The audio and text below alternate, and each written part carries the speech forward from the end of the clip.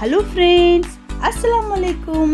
இன்றைக்கி நான் எங்கே கிளம்பிட்டேன்னு பார்த்தீங்கன்னா, நானும் என்னோடய ஹஸ்பண்டும் பார்த்தீங்கன்னா கோயம்பேடு கிளம்பிட்டோங்க.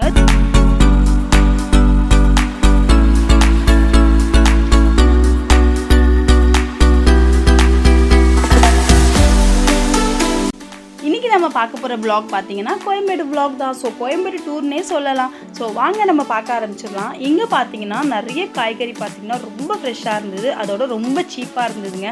இந்த தேங்காய் பார்த்தீங்கன்னா 3 தேங்காய் 50 ரூபா சொல்லியிருந்தாங்க. இந்த ஒரு தேங்காவை நான் என்னோடய ஏரியாவில் பார்த்தீங்கன்னா 30 ரூபாய்க்கு வாங்கியிருக்கேன். ஸோ இதெல்லாம் பார்க்கும்போது எனக்கு கொஞ்சம் ஆச்சரியமாக இருந்தது, அதோட ரொம்ப சீப்பாக இருக்கேன்ற அந்த ஒரு சந்தோஷம் கூட இருந்ததுங்க. ஸோ அதோடு மட்டும் இல்லாமல் காய்கறிலாம் அவ்வளோ ஃப்ரெஷ்ஷாக இருந்ததுங்க. நிறைய பல்காக வச்சுருந்தாங்க, அதுவே எனக்கு ரொம்ப ஆச்சரியமாக இருந்தது.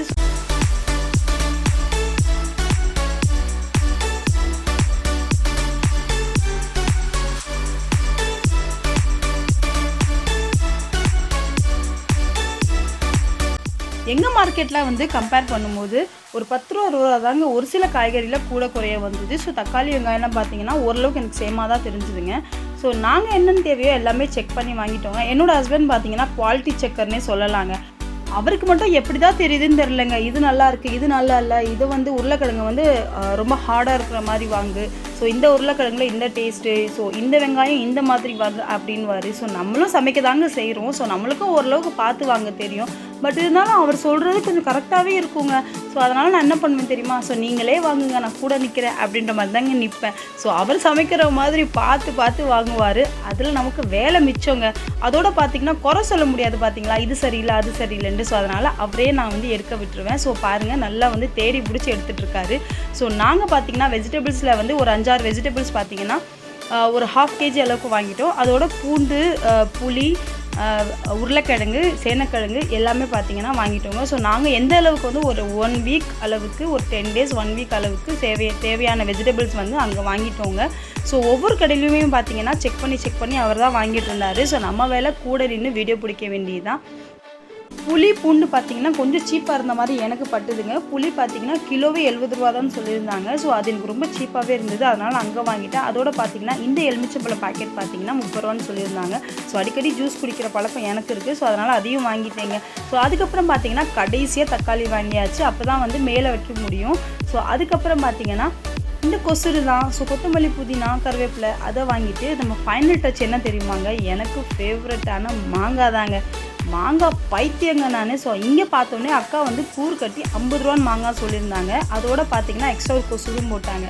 ஸோ அதை சந்தோஷமாக வாங்கிட்டு அங்கேருந்து நாங்கள் வெளியே வந்துட்டோங்க. ஆனால் என்னென்னா பேகு தாங்க தூக்க முடியல. ஸோ போகும்போதே பேக் எடுத்துகிட்டு போயிடுங்க, இல்லைனா இந்த பேகு பார்த்திங்கன்னா 30 ரூபா கொடுத்து வாங்குற மாதிரி இருக்குன்றது இவர் சொல்லியிருந்தார். நாங்கள் ஏற்கனவே வாங்கி யூஸ் பண்ணிட்டு இருந்த பேக்கை வந்து எடுத்துகிட்டு வந்துட்டோங்க. ஸோ இதுக்கப்புறம் பார்த்திங்கன்னா ஆப்போசிட்டில் இருக்கிற மார்க்கெட்டுக்கு நுழைஞ்சிட்டோம். இங்கே என்ன இருக்குதுன்னு பார்த்திங்கன்னா ஃப்ரூட்ஸ் தாங்க.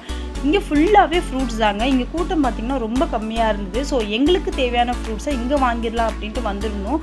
நாங்கள் யூஸ்வலாக பார்த்திங்கன்னா வீட்டில் ஃப்ரூட்ஸ் வாங்கி வைப்போம், பசங்களுக்கு ரொம்ப நல்லதுன்ட்டு.